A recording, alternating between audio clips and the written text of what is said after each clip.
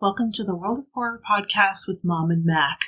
This is the podcast where we share our love of international horror.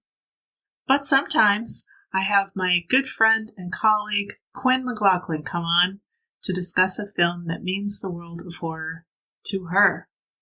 This week we're talking about Hereditary, a film that she refused to talk to me about for 6 years. But I finally got her on the line and we talked about it for a nice ramble. I hope you enjoy it. Thanks so much for all your support. It means the world of horror to us truly. Let's move on to our first segment, Christina and Quinn chat. How's it going, Quinn? Do you want to really know how it's going, or do you want me to be polite? Well, why don't you start polite and then get real? It's so great. How are you? I'm also great. Oh, that's great. Yeah, it's so great. And I feel great. And I feel great about my job. And feel great physically and mentally. Oh, I feel great about the election coming up. I also feel great that it's November, which historically is my least favorite month of the year, but I feel great about it. And yeah, it's just, everything's just great. I really have a positive outlook on life, and definitely going into the winter without as much daylight. I'm seeing it from a whole new perspective of positivity and eagerness to enjoy all that life has to offer me and you. Yeah, we've really mastered life. I mean, people should ask us for advice because we have life down. Yeah, I mean, all it takes is just meditation. Yep, long walks, and just medication, I think, is also great. I don't meditate, even though everyone who meets me says you would probably benefit from meditation. I think so. That one time that you and I meditated in your office at school. That was good. That was good. We should do that again. That was like a drug. It was. It's never been like that. No. I mean, like I saw visions. It was weird. I was a little bit freaked out. Yeah. I was like, I don't even think I'm breathing anymore. All my organs are just working as they should be. We did it, I think, before a humanities department meeting. I think you're right. But also, I think that maybe you and me, it's like like you and me and that person who's a friend of ours. She doesn't like to be mentioned on the podcast, but you know who I'm talking about, the third witch. Yes. Yeah. I think when we get together, the energy is a little bit different. So maybe it was us meditating together. Maybe it was. I'm up for trying that. That would be great. Okay, so let's get real. Okay. Things are not great. No, it's just crap at work, really. But I mean, it's all other things. But yeah, I don't know. A real, I just feel a little bit scared in all aspects of life. I know. I woke up with a racing heartbeat yesterday morning, and I'm like, this is not normal, but it's what's happening right now. And it kind of made sense because I had kind of a big day yesterday, but no, a lot of it just has to do with work stuff. And it's I was even telling somebody, I don't know if I told you this. Martin asked about you, and I said, oh, she's doing great. And then I was like, well, she's a little stressed out, but it's mostly work. But otherwise, she's doing great. Thanks for asking. But work is stressful. Yeah, it's really stressful. Yes. But one thing that's kind of nice is we're recording on the 3rd of November, and the colors this year are absolutely gorgeous. They really are. They just really popped. Yeah, and it seems to be lasting for a nice time, nice stretch of time. That's really unusual here. We don't really get fall here. Yeah. I wonder what the difference is. I don't know. I think it has to do with rain. And then I think it has to do with the temperature, maybe how long it stays. I don't know. But Yeah, it has been very warm still. yeah, it was pretty warm yesterday. It was really chilly. I went to Richmond with Mac, and it was darn right chilly in the morning, but then it did warm up to about, I don't know, 70, 75 in the afternoon. And then it got kind of nice and chilly again when I was just about ready to come back home. So it was a Yeah, what nice. time did you get home? I didn't get home late at all. I probably got home about 7 p.m. But Okay, I it's a was, long day. yeah, I left at 5:30 in the morning. So it was kind of scary. I don't like to drive at night. It's an old person thing, I think. But so I left at 5:30 when it was like full dark. And I just sort of clutched the steering wheel my whole way there. The sun came up just as I was getting there. Yeah, that is. I'm the same. I have one pretty good eye, one real bad eye, but that bad eye, usually doesn't kick in until I'm stressed, and then it sort of takes over. But it also makes night. It's like my night vision is terrible, and then like the lights all blur. Yes. Yeah. So I'll just cut this out if this is boring. But anyway, so we get there and it's at the raceway and it's in this huge, huge room. And it's, I don't know how to describe it. Okay. I mean, you had vendors who were selling stuff like perfume and soap and maybe jelly and, various food stuffs. And then you had the people who make a wood craft. And then you had jewelry vendors. And then you had people who made, I don't know, shit to go on the wall. Like a day without wine is like a day when I whine or some, that kind of live, laugh, love stuff. Yeah. And I thought, okay, my stuff does not fit into this venue whatsoever. Like I applied and apparently it's a juried show, so they don't want some of the same thing. But I was just like, I don't see how my stuff would work here at all. And it was upsetting to me because I've basically committed to doing the show at the end of November. And I said, well, I think I would feel better like if I had pictures of my art that I could make into like greeting cards or postcards or note cards for one thing. And I wish I had something that I like reproduced over and over and over again that was the same. Because that seemed to be like what people had. Like they'd have like 10 belts in the same style, or everything was like reproduced like 100 times over. And I'm like, all my stuff is different. So I don't get it, and it was really upsetting. We had driven all this way and I'm committed to doing this thing. And then we came to this table and these two little weird ladies, what they do is basically resin art.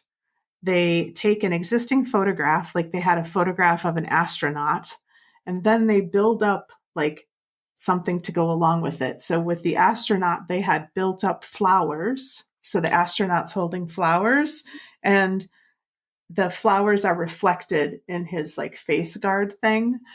Really cool. Or they do an original thing, like they did a gingerbread house that they painted themselves and then they pour resin over it.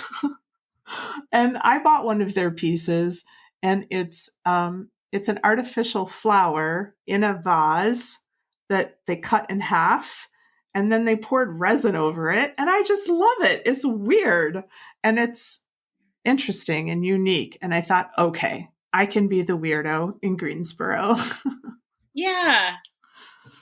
I was just thinking about something, and forgive me if this sounds like a suggestion that's like coming from a bystander who, whatever.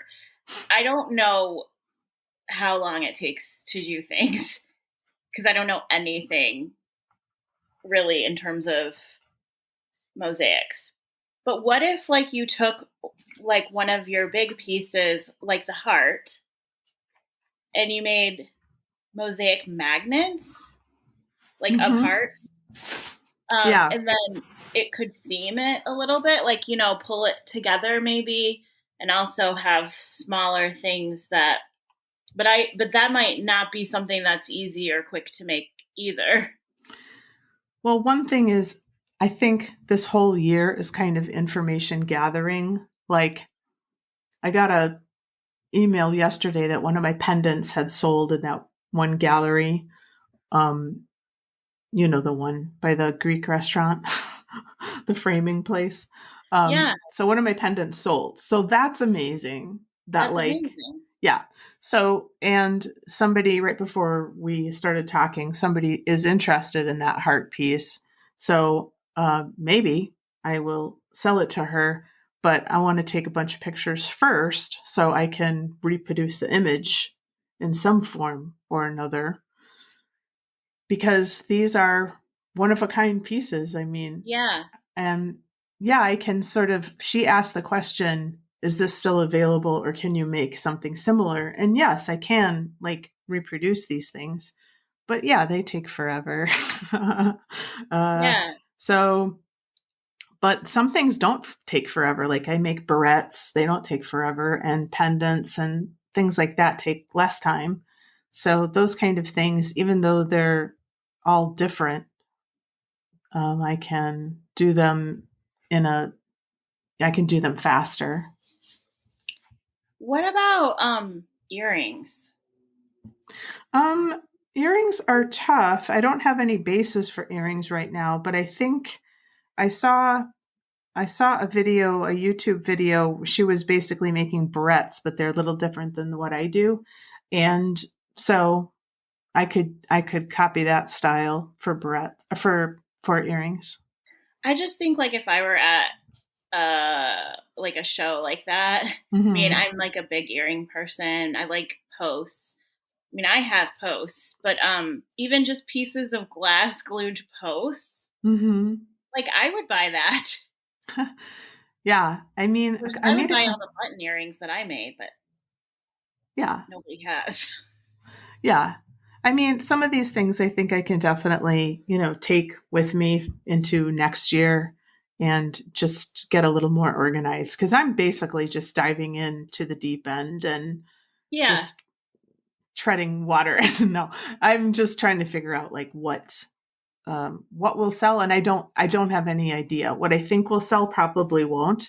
Like, I make these decorated stones that can go in people's gardens, and I think they're like the coolest thing ever. They're one of my favorite things that I make, and I'm not sure if anyone else likes them, but this show will show me, like, what things sell and what things don't. I love those stones. I mean, I'm buying one. I think you do, and I think our friends do, but anyway, we'll find out. I'll have a lot more information probably the next time we podcast. Yeah. So it's been a while, but also separately, it's been a while since we've talked about this movie. And by a while, I mean, we've never talked about this movie together. Yeah. Well, I've never talked about this movie, period. Do you want to explain a little bit about that, Quinn? Sure. Yes. So, when it came out, can you give me the year? I think it's 2018. Yeah. Okay. I think that you went to the theater and saw it by yourself. And then you said, we got to see this movie. And that might be wrong. Maybe you didn't see it before we saw it together, but I think you saw it before. No, I did. I either saw it alone or I saw it with Mac, and I thought Quinn has got to see this movie.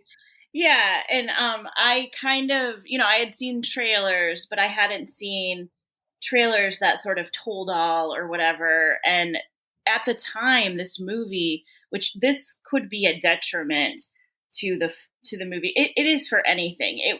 People were seeing it, and then it was getting all of this word of mouth that it was the scariest movie that people had ever seen. And then obviously there were all these comparisons to older foundational horror movies. So the minute I heard any connection to Rosemary's Baby, I was like, well, I'm going to see it. And I mean, it's horror. I'm going to see it. But I was scared to see it, mainly because of word of mouth and this idea that this is the scariest movie you'll ever see, which since this movie, other movies have come out and they've gotten the same like word of mouth, and nothing's ever really lived up to it. I think this movie is very scary. And I don't know if it's for the reasons that I initially thought it was upon this watch. But anyways, we saw the movie. And when it ended, I just like turned to you and I was like starting to get my things together. Then I turned to the other side and it was this older couple next to me. And I said, why did we do this? And I don't think that they said anything. And then I think we like walked out and I was like, I can't talk about this movie right now. And I don't think I'll be able to talk about this movie. And then I think like a couple weeks later, you were like, do you want to talk about the movie yet? And I was like, it will take years to get there. And I think that it was like, I just arbitrarily spit out the year 2025, which I thought was like decades or 100 years away, but it turns out it's coming up soon. So I'm a little bit early. Yeah. Yeah. And I was really surprised at your reaction. Like I just remember standing in that parking lot and I was kind of like, right? Wasn't that crazy? And you were like, I do not want to talk about it. And I was so shocked at your reaction because to me, I thought the connections to Rosemary's Baby were very obvious. And I thought you would appreciate that. And I felt kind of bad because I basically dragged you to this movie. But, and I thought, oh, she hated it. No. And I couldn't put my finger on what it was that affected me so deeply then because I just couldn't even sort of form words around it. But there's just so much imagery that stuck with me. And I knew it would. As soon as I saw it, I was like, I don't know. I have certain things that I don't like. And none of those things were in this movie. Like certain things I won't stand. Like I won't do it. And it wasn't any of that, but it's pretty graphic imagery for sure. The other thing, and I'm going to stand by this because this happened when I watched it this week too. And I've actually, like, full disclosure, tried to watch this movie again a couple of times on my own and made it to the point, and I mean, spoilers, right? Yeah, totally. Okay. Made it to the point where Charlie dies and was like, no, I won't go any further today. And, I wouldn't go further. So this isn't a problem, and I'm not going to be able to even fully intelligently talk that much about this movie. I'm going to do my best. This isn't a problem, but I know what it is that is working on me so intently. I don't get to breathe in this movie. There is not a moment to breathe. And I think that, like, if I can't breathe in a movie, then the trauma just stacks up. And there's also this imagery there that's linked to these, ideas and stuff. You cannot breathe in this movie. I mean, maybe you can. I cannot. I feel like it's just, there's no moment where there's any relief or stability or comfort.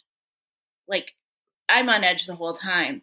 So then it throws me into this kind of like body thing where I'm like, trying, like, and I feel like my heart beating faster. And I think that's genius. Like, I think he's amazing. But this isn't for me. Like, I can't be put in this situation. And, Us does this to me too. Right. where it just affects me so hard that it's like I need a little bit of a, okay, maybe things are okay. Just I need a little bit of a slowdown, but I don't get it.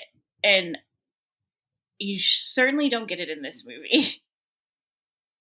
Yeah, I know what you mean exactly. And I was going to bring up Us because you've said that thing about not being able to breathe during Us, but I think I could very easily convince you to watch that one again. And this one, so there's the not breathing, but there's got to be something else that's going on, Quinn, because you had such a visceral reaction to this one. Yeah, so I also think that in my brain, when I think about this movie, I think that they didn't need to kill Charlie that way. I think that almost will stop you from fully absorbing this movie if you get stuck on it. And I bet people walked out after that because that is such a blunt way to die. And then I also fully picking up on the family trauma and stuff. He is very good at characterization, except like, and I don't feel like they're fully fleshed out, but they're fleshed out enough. Well, especially Annie, like to understand, holy shit, she has had a crazy life.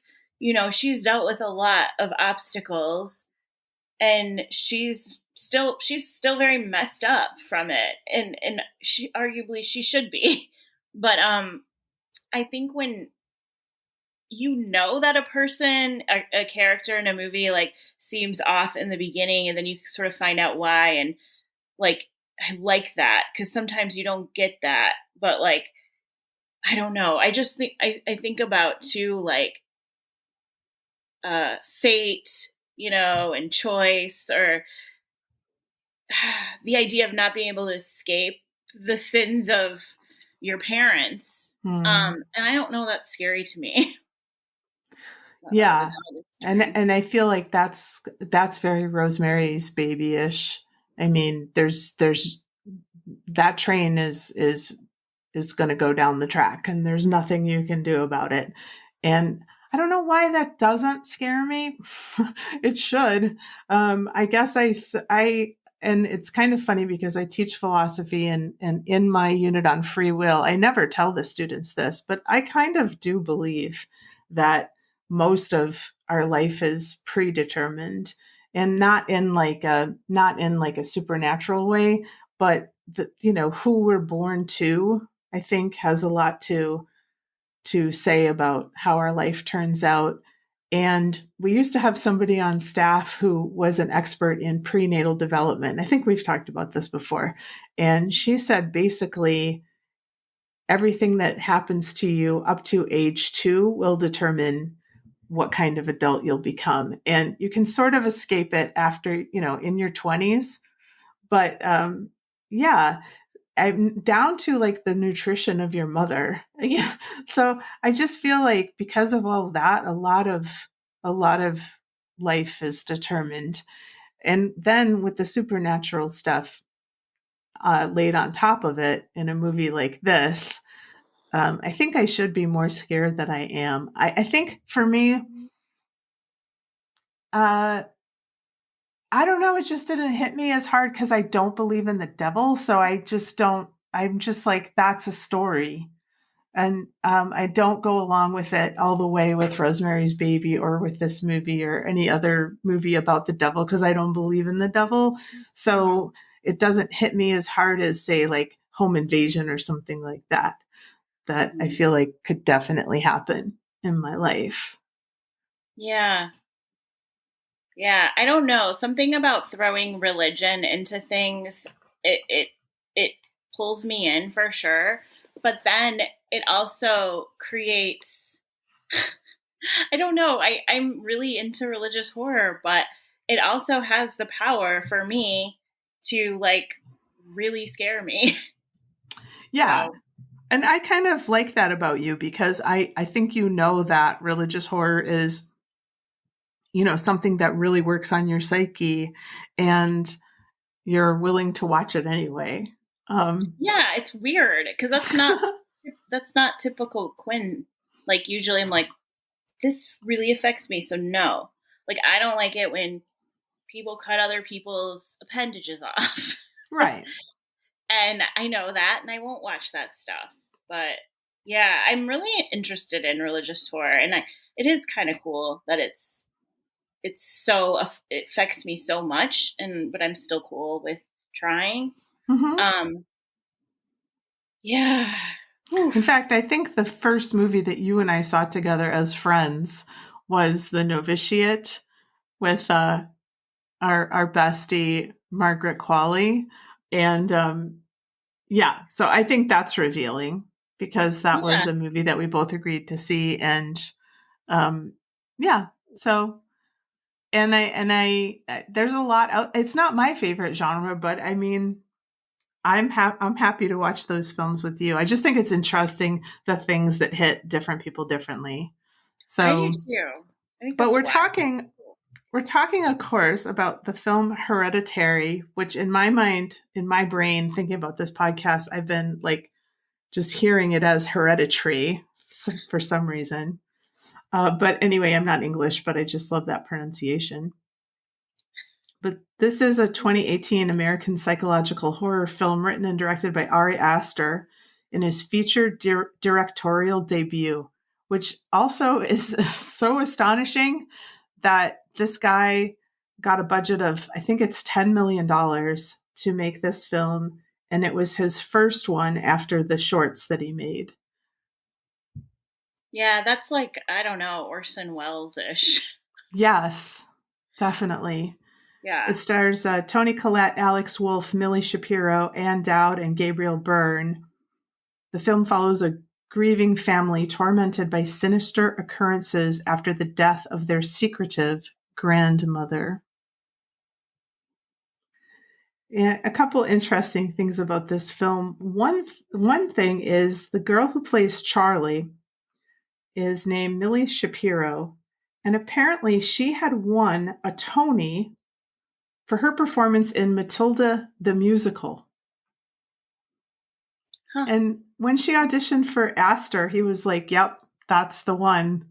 And he said he was really relieved because he wasn't sure who could possibly play this role.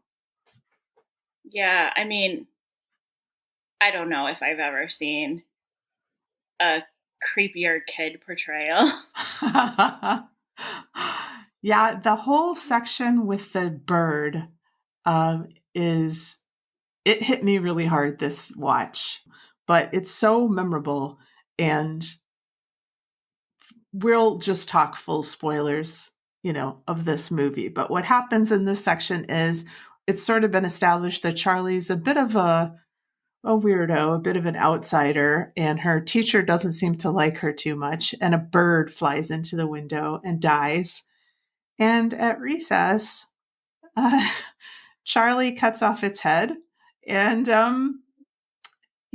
is also being surveilled by one of the cult, Ann Dowd, who we meet a little later. But yeah, I wasn't expecting her to cut the head off that bird. And dismembered heads are apparently crucial in terms of the rituals surrounding King Paimon. So yeah, which that makes sense, and also that's the reason why she needs to be killed in that manner. Yeah, but oof, that's just, I mean, mildly that puts people off. Like, not mildly, but mildly said. That put me off. No, I was hardly able to recover. Oh, sure. Well, why don't we jump to that, actually? Because I think that's like one of the biggest things around this. It's one of the most memorable things that happens in this film, but the whole leading up to it and the whole aftermath of it too, I think is just really, really beautiful in a way. But she is hanging her head out the window because she's she's going into anaphylactic shock because she is allergic to nuts and she has consumed them at the party.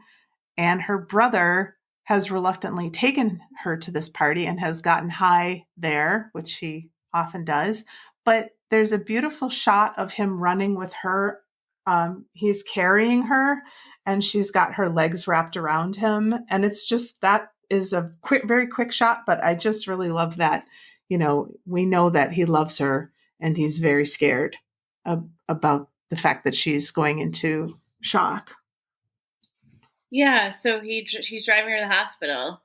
We assume, and she's having trouble breathing. She can't get breath or air, so she opens the window to get air, and he swerves, to miss an animal, I guess. Yes. And her head hits the pole and she's decapitated. And he, I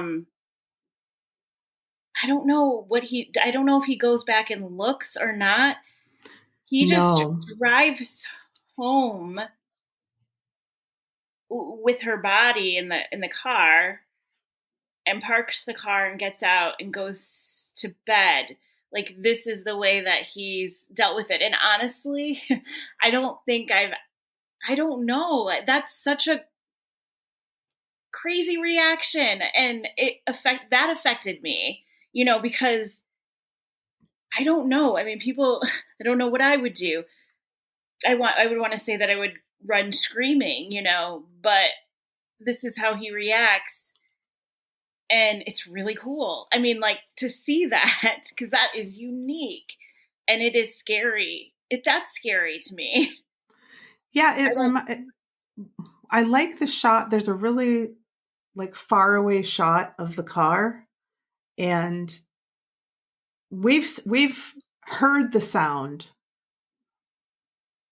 and so has he. And obviously she's not gasping for breath anymore, and he brakes.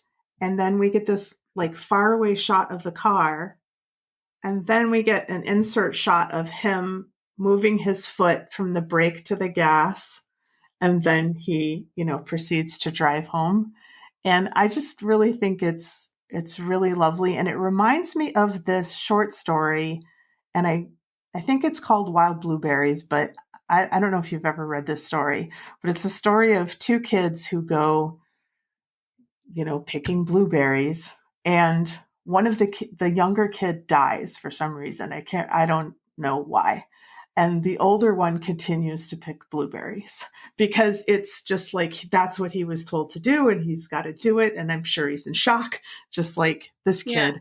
Yeah. And that's what it kind of reminds me of. And in both cases, of course, the parents are completely, well, at least the mother in this case is completely at a loss as to why he would do that. Yeah, he's lying in bed and he's got his eyes open. You have the feeling he's not slept, of course. He's just waiting for this to come and change everything, and he hears his mom say, I'm going to go out. I'm just going to go to the store and get some things. And then you kind of hear footsteps. Then you just see him lying in bed, just staring. And then the screaming starts, and Toni Collette,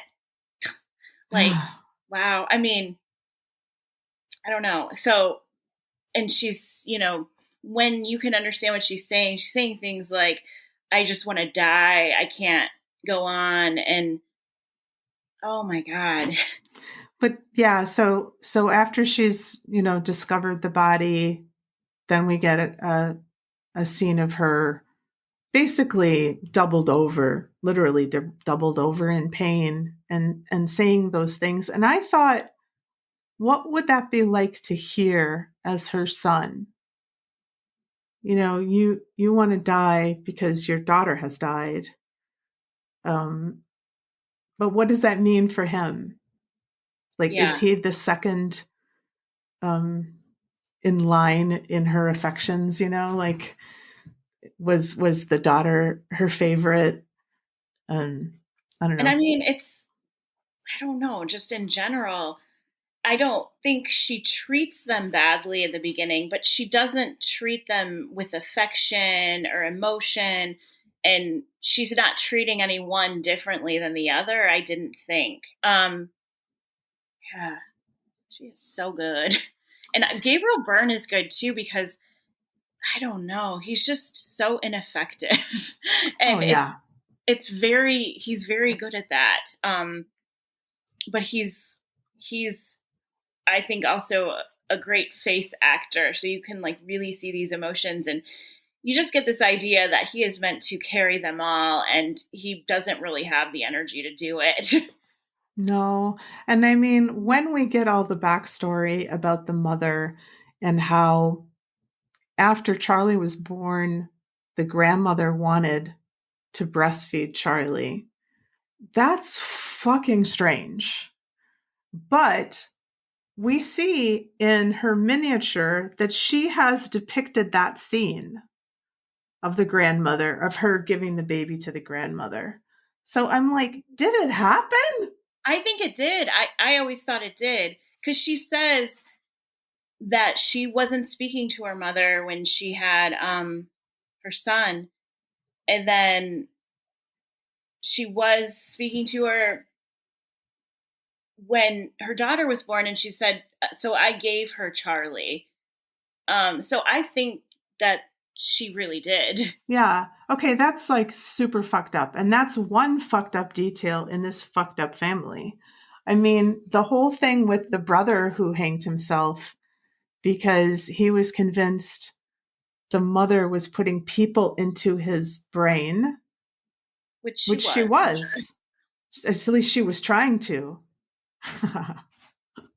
Yeah, and she said that, well, Charlie says in the beginning, you know, she's the one that we actually see grieving a little bit for the grandma, but she says that she wanted her to be a boy.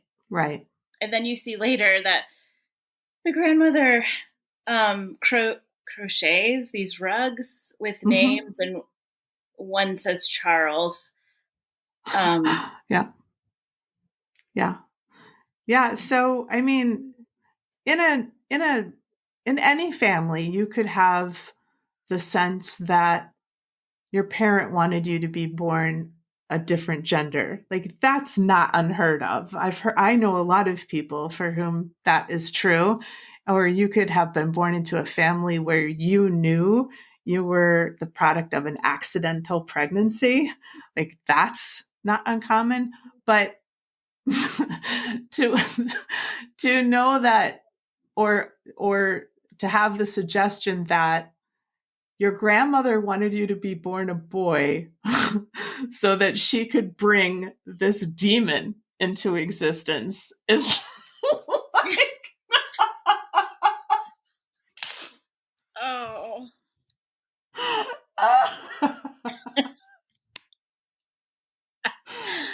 Oh my God, that's hilarious. I love that. Like, it's absurdly fucked up. It's too fucked up. You can't even, it's hard to comprehend, and I love it. Yeah, and then it's like, I don't know, does that have to do with the nut allergy too? Like, is there something like, I don't know. Well, that I think kind of goes back to the idea of, there's this thing with parenthood where you want your child to be perfect, quote unquote. And if they have any kind of disability or something like this like life threatening allergy, you know, it puts all this like pressure and on top of the pressure that you already have as a parent. So I feel like that, I mean, maybe Ari Aster has an allergy to nuts, or, you know, someone close to him does, or something like that. Because everybody in the family is constantly like on top of this nut allergy thing. Yeah. But going back to the fate idea, I think it just, at some point she was going to be killed by the nut allergy and decapitated somehow. Yeah. Right. Yeah. And I think it's just, Toni Collette is so good. And Ari Aster's, the writing, what he does, because it's so palpable, the guilt that she has. She has this guilt. She doesn't want it to affect her family, but it is and has and probably always had, but it's so like thick. It's very well done in that way, the characterization. And it's passed, I think, to the son, who also feels it, perhaps before, then obviously after Charlie dies. But then there's also a scene where Annie says, "I didn't want to have you." And then she covers her mouth up really quick. Like, I should never have said that. Of course I shouldn't have said that. But then after it, she says that, I don't know what she says, but it almost makes it like okay that she put it in that way to begin with, even though that's a very startling statement. But like, she was afraid, or she didn't want to pass anything down, and and that's just, there's so much there that's like, can you get away from it even if you understand it? But she never understood it. She wasn't able to. Her mom did a very good job of this other life. I think there's so much happening too that I'm like, I want a movie on this. I want to see her mom and Ann Dowd, or I like, there's so many roads that I could go down, that I feel like there's so much happening that it's almost, I don't know, it's hard. It's like after Charlie dies, which is not far into the movie, like, you think this is going to be the movie, but it is not, because things just are like, but then this, but then this, but then this, and now we find out this, and it just builds and builds and builds, and it's so much. And I think that's why it's almost like, again, like, where you can't really catch your breath, you don't have a minute to relax, like, your shoulders are your ears, which that's me typically, but more so watching stuff like this. But yeah, I mean, there's so much interesting stuff there that it's almost like there's too much in a way. So how far did you get this time? I got to the point. Yeah, we should probably mention that I did not make it to the end. And it wasn't necessarily like a decision that I made. It was just that day I had to stop it because I had too much. So I got to the part where she's explaining it to her husband. And then she's like, we just need to burn the book of drawings. Right. And so then she throws it, and he is set on fire.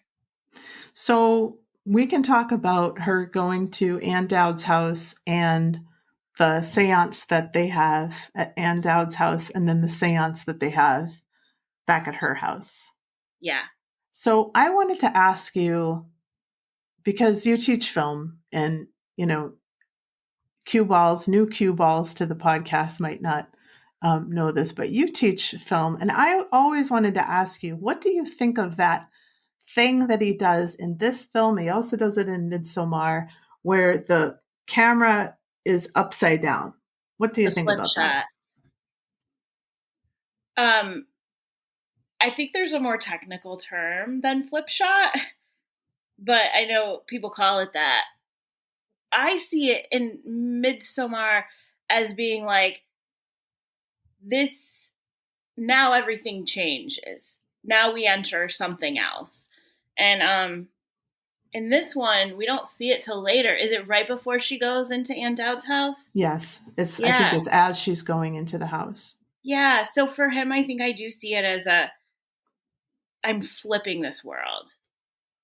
Yeah. Now we're in a new world, or a different world. Yeah. Okay. That's fair. I feel like I don't like it, but I mean, it does, I think, what it's supposed to do, which is like, hey, audience, pay attention. Things are really about to get pretty crazy. And they certainly do when she goes into Ann Dowd's house. So she's met Ann Dowd. I don't know the name of her character, but it doesn't really matter. But she meets her at a support group for people who have lost somebody, a death support group.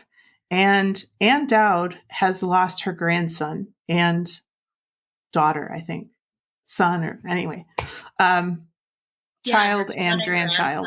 Drown. Right. Okay. And that's kind of interesting, like an interesting detail. Like, I'm guessing that's part of the plan too, which seems pretty horrible, that to be in this cult, you might have to lose somebody really close to you. I mean, I think they're making them to, creating children just to. I don't know. Because, like, if you're devoting your whole life to this, then that's what you're living for. Yeah. But we go into Ann Dowd's house, and Annie is a little bit skeptical still, but Ann Dowd just kind of plows through, and they have this seance. And this is some of the most amazing acting from Toni Collette. Because she is interacting with the spirit of this dead grandchild. And it's really something to behold. Yeah, it is. It's like worth the price, right? Like, yeah, it's the moment, I think, where you're like, oh, holy shit. She's doing something instinctually that I've never seen, but I understand it and I love it. Like, it's just that scene is so cool. Yeah, it's like you see like fear, anxiety. I think she's laughing at one point, and then she's crying, when she feels her hair like being blown around or something. And it's, I mean, I just love it. Like, when you see all of that, it's very natural, but that's such a complicated moment. And I think we get all of it in her performance. Yeah. And I don't know if I had an idea of what was going on when I watched it the first time, but this time, I mean, I think I was just taking it in what I could in type of thing. This time, though, there is also a part where she's like, stop. And Ann Dowd is like, what?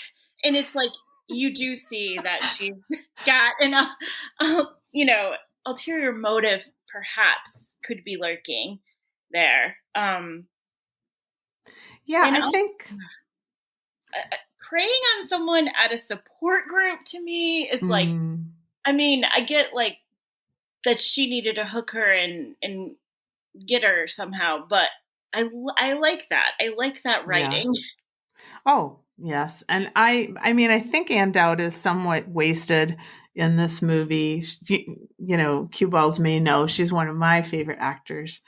So I'm always delighted whenever she shows up, but I don't feel like she's got a lot to do. But that one moment is very Ann Dowdy when she is like, what? Like, how would you even suggest that at this moment?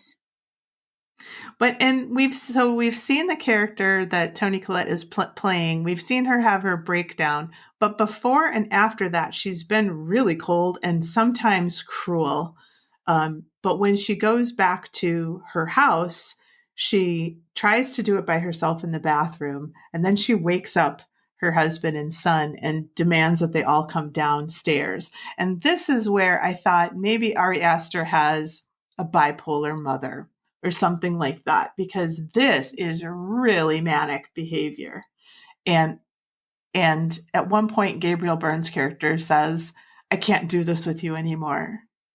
So anymore suggests that she's done some wacky shit in the past. Yeah. And Alex Wolff is like just crying so like in this manner that is, it's just like, stop, look what you're doing to him. Like that cry, it's like the cry of a person, 8 years younger than him or something, like this very vulnerable. And I also feel like she shouldn't be allowed to go in his room, period. There is, a scene where you find out that she just kind of sleepwalking walked into his room when he was young and was going to light him on fire and then woke up. And then that's kind of like, he doesn't forget that. And she says he doesn't forget that. We don't really know, but it does feel scary whenever she's in his room anyways. You know, and then he's like, she was in here pulling me from behind, you know, and I just well, some of that is a dream, right? Because like at one point he's covered in ants, which is pretty disturbing. But yeah, but we are to believe that she did intentionally, well, not intentionally, but she did put like kerosene or lighter fluid. I was going to say lighter fluid all over him and had a lit match. So, but when she does talk about that event, I think it's at the support group, she almost like resentfully says, not that anyone lets me forget that. You know, it's like, well, yeah, lady, I mean, that's pretty intense. And even though you were sleepwalking, the kid is traumatized forever because of that. Yeah. Yeah. But again, I think that just kind of goes to her character and growing up with the mother that she did. Yeah. Oh my gosh. Yeah. And her father, it was said he killed himself as well. I can't remember. Yeah. I think the suggestion might be that the grandmother killed him. Yeah. Yeah. But so that's around the time that you tapped out this time. And so I think that we've said a lot of really good things about this film. Was there anything else in the story that you wanted to talk about?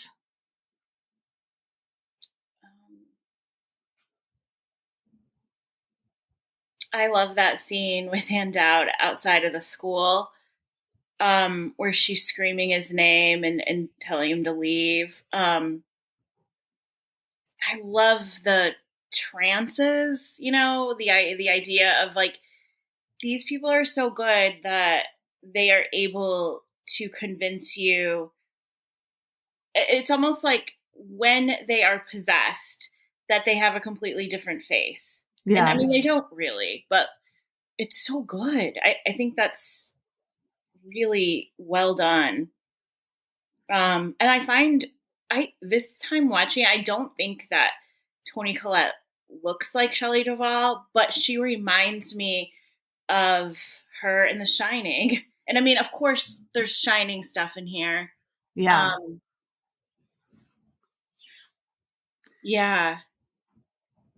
Yeah, that kind of famous picture of her with her mouth open, you know, sort of silently screaming. They kind of have some similar features. And I love that because I think Shelley Duvall, I love her face. But yeah. Oof. I don't know if there's anything else. Now I can't get the end out of my head. That's like when I was like, if you don't watch all of it, you for sure skip the part where she is possessed and cutting her head off. Like to me, that put me over the edge when I saw it in the theater. That if there was anything in me, so I don't even fully, I know what happens in the end, but I don't fully remember it. Even though it's a naked old people cult, which you know I love. I know you love that. It's like that scene where she's doing it. I couldn't believe, I felt like, and you can tell me if I'm wrong because, again, I didn't watch it this time, but I thought it went on so long that it almost went on long enough to have actually been done. Like it just, that's what it felt like. Or maybe that's just how I felt in the moment. I was so uncomfortable. And that's what the whole movie, I'm so uncomfortable. And I do really if someone can do that, I think that's amazing. And I think they're doing this great job. If you can make someone feel something like that, but just can't take it for 2 hours. Well, this is after the point where Peter, the son, has been possessed. And there's sort of like this, I don't know what you call it, but there's sort of this phase before he's possessed where like he sees an image of himself in a reflective surface. And that's a very scary image. And then he does a lot of self-harm to himself, which we don't have to go into, but it's really, really difficult to watch. And then back home, his father has been burned to a crisp. He sees that. And then we also had this shot of her like on the wall. Very super scary. The part that kind of got me, of course, the piano wire got me, but before that, when she's like banging on the attic door with her head, like so fast, like inhumanly fast. Yes. That is super scary. And Peter is going, mommy, please stop. Like, and that's so sad. And then she is, she's doing the piano wire thing, and it does. Yeah, I like the way you put that. Like, almost like seems long enough that it could have actually happened. And then we hear it hit the ground. So all of that is just full on amazing, super scary to me. Like legit scary. Yeah, and it's for all the stuff that is happening to her character and Peter's character, still the husband up until this point, up until him being burnt alive, thinks that his wife has stolen her mother's body, put her in the attic. You did this, like he's not. And even when the things, when she's doing the ritual, the seance at home and wakes them up in the middle of the night, things are happening that there's evidence of something else. But he doesn't seem phased or like to accept that in any way. So it's just like, I don't know. I love that character of him too, because he's just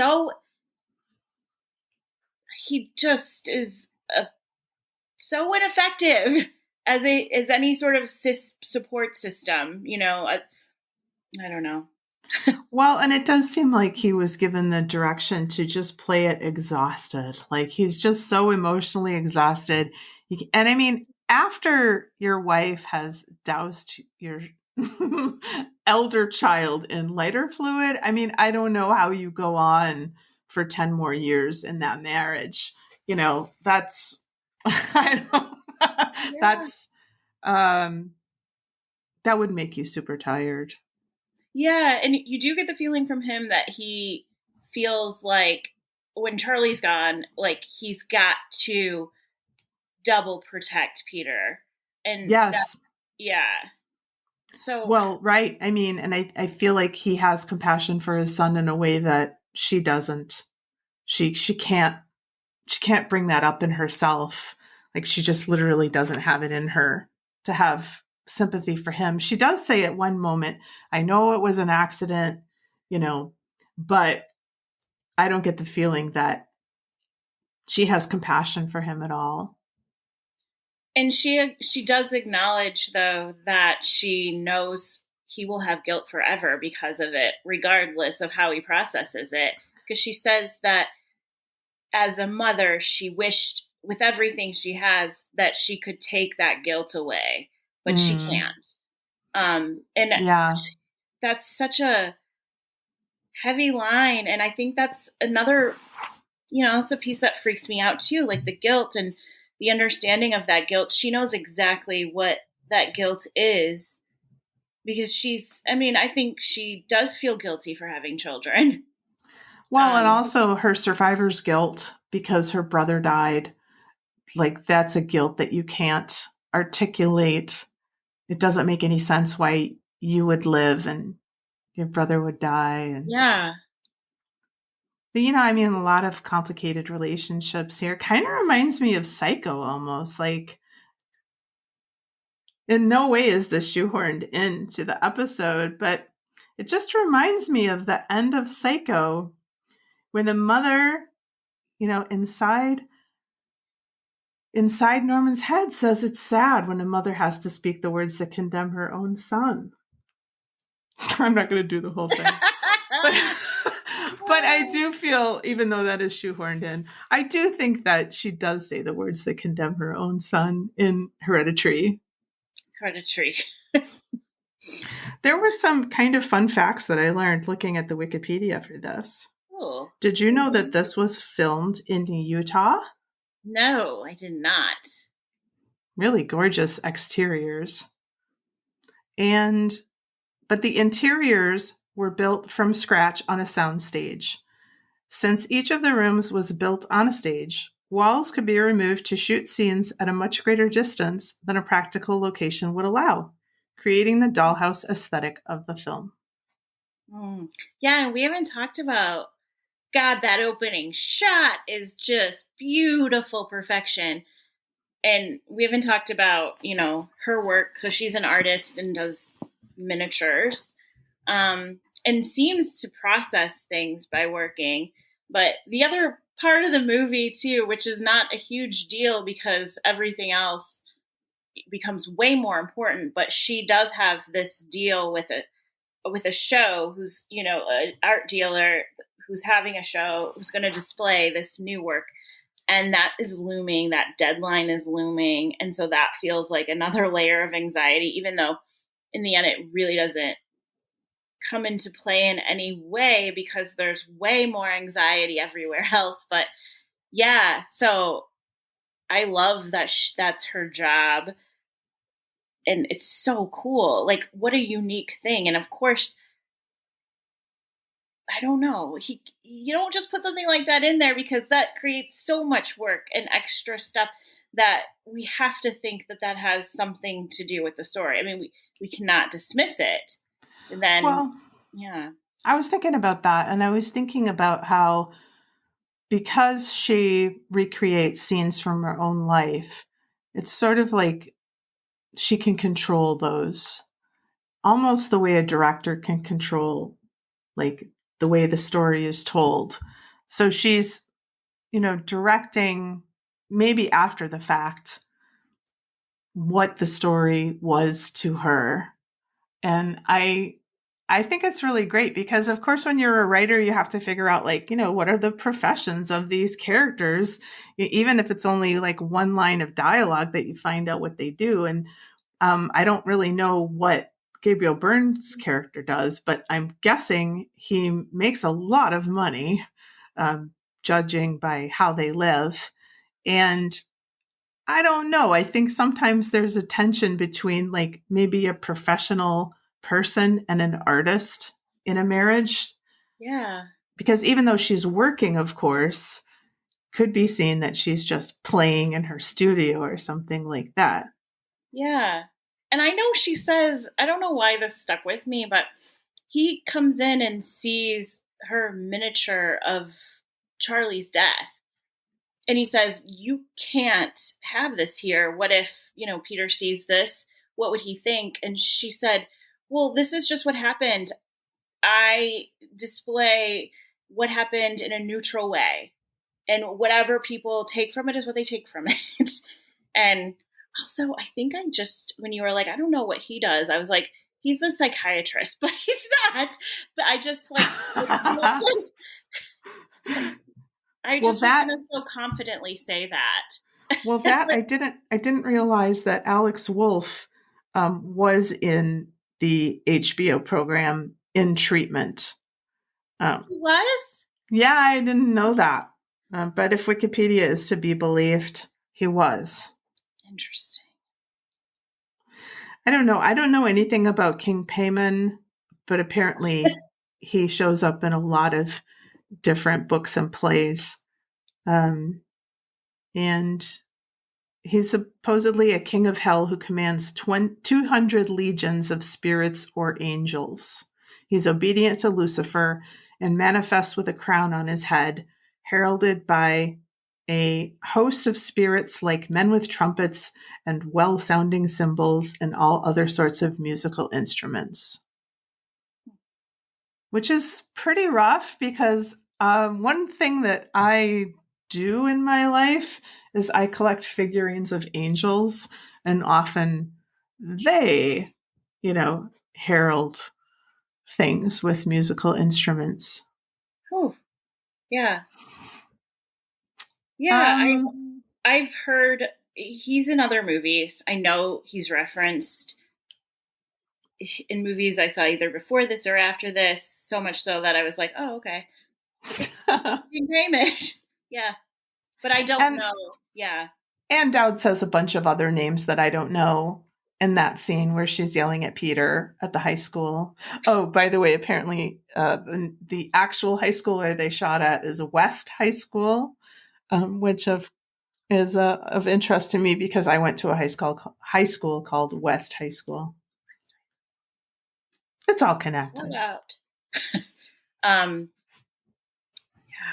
God, I think I might watch that scene again where she's screaming things across the road. That's nice. Yeah, I would really like you to watch Beau is Afraid. Yeah. Because if you had any doubt that Ari Aster has mommy issues, I mean, they will quickly be dispelled by that movie. I really like Midsommar. I really, really like it. So I'm on board, but I don't think I can do it again, and if I do think I could do it again, then I will, but I don't know. It's a hard watch for me. I think that's fine. I don't think that it is, I don't think that you should worry about it. I mean, there are films that I don't think, what did we watch? What did we just watch? I know we saw Speak No Evil. Oh, I saw The Substance, and I don't feel like I ever need to watch that again. I think I got it. And I've heard some reviewers say, I watched it 3 times in the same week, and I don't really know why you would. But to each their own. I mean, go with God, but I don't think I'll ever watch that one again. Yeah, but I also don't, I wouldn't tear this apart in any way. I really respect it. Oh, yeah. I mean, I do think there's too much, but just because, it is tough when, everything is getting thrown into the last fourth of the movie or the last third. It just feels like a lot. And it also feels like he's introducing things in a really interesting manner that I want more of. Mm-hmm. And that's always going to be me. I'm always going to say, I want that movie too. And I want that one too. But I don't know. I think it's powerful. And he's definitely built a world in this film. That house, I mean, I can visualize that house really well. Yeah. And I think that's really a wonderful accomplishment. Yeah. And, something I just thought about was you don't really get any sort of interaction from outside the family besides Ann Dowd. So while this family is grieving first with her mother dying and then with Charlie dying, you would think that you would see a lot of interactions with other people, grieving with them or attempting to have empathy, but you don't have that. And that cuts out this layer that feels almost more organic in this way, because you don't have any of the outside interactions skewing what you think. So it becomes really insular. I hate that word, but I mean, you're only seeing what the characters that are just within the inner circle think and feel and do. And that's kind of cool. We get a little bit with Alex's friends. It's true. But they don't know how to handle it. And I don't really know if they're friends. They're people he gets high with, So when he goes to that party, it doesn't really seem like he has friends. I mean, he's just upstairs getting high with some, he wants to get high with that one girl, I guess. Yeah, who really is ignoring him until he says, "Do you want to smoke this joint with me?" And then she is like, yeah, and is more interested. But yeah. And we see him in the classroom, and it seems like, his I mean, but this is a very cold world to me. Yeah. You're right. I mean, the support group, like anytime we see them outside the house, it just seems like a very cold world, both in and outside of the house. Yeah. And it's not really one of those movies where it feels like there's this color, but it's definitely desaturated. That adds to it. Yeah. There's Rosie with her 2 cents. Yeah, she's scratching herself on the rug. Now she's staring at me. I think Beau is Afraid is also very cold. I'll be interested to hear what you think about it. But he's definitely got a vibe, this Ari Aster.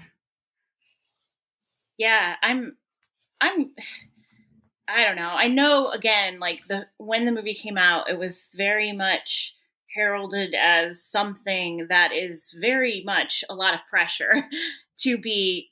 If you're a film director and all of a sudden the word of mouth with your first film is that it's the scariest thing that anyone has ever seen, that's not really a gift. That's a curse. And then to have all these comparisons come out too, and they weren't like secret comparisons, like I was hearing them all over the place, and they were all of these films that I grew up on and love now still, like The Shining, Rosemary's Baby, Exorcist.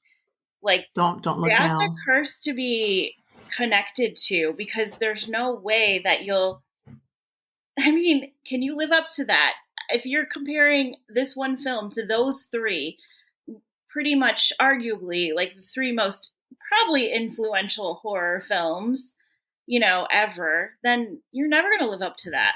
But I don't know. I think he's a unique voice. Yes, there's no way that things won't remind us of films, but like he's not taking something. He's taking maybe like ideas and pieces, and then he's making it something new. And where it feels new, it feels unique.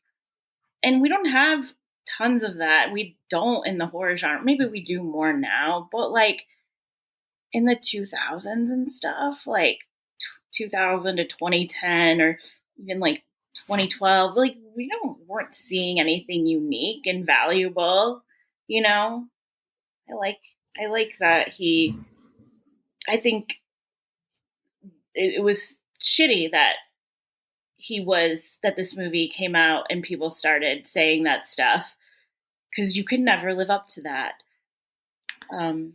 Yeah, I think the movie still did really well. I'm not saying like, oh wow, poor Ari Aster.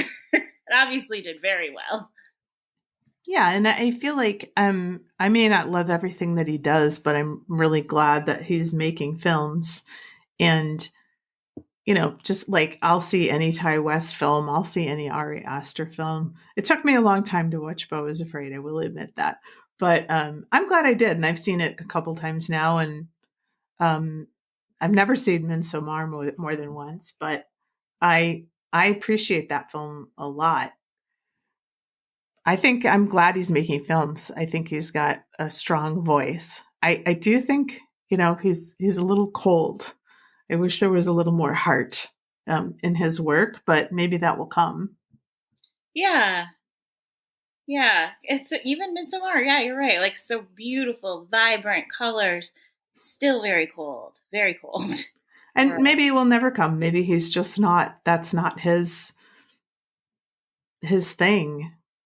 That's an expression of him. Right. Regardless of the tone, like he's still showing really complex human emotions, which again, like that's something else you don't get in horror all the time. You maybe just don't have time to develop that. And that sucks with horror. And I always want more characterization, but here he did. I mean, it's beautiful. Like, it's really, really layered and crazy, so much so that, like, I think people also said that what if this was all just like, you know, not really happening and just like a metaphor for mental illness and this woman's suffering, you know? That I could totally see. I mean, like I said, that one scene where she gets everybody out of bed, that is very much manic behavior. And so I could totally see that as an interpretation. I've never looked at it that way.